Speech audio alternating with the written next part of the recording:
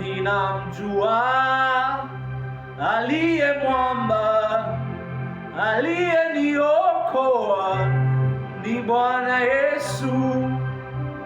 Ninamjua aliye mwamba, aliyeniokoa ni Bwana Yesu.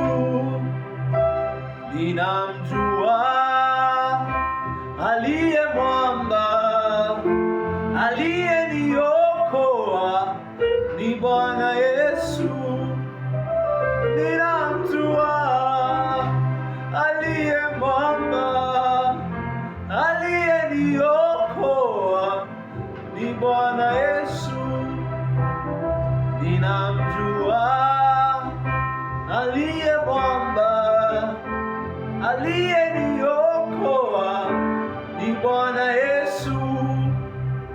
Ninamjua aliye mwamba, aliyeniokoa ni Bwana Yesu.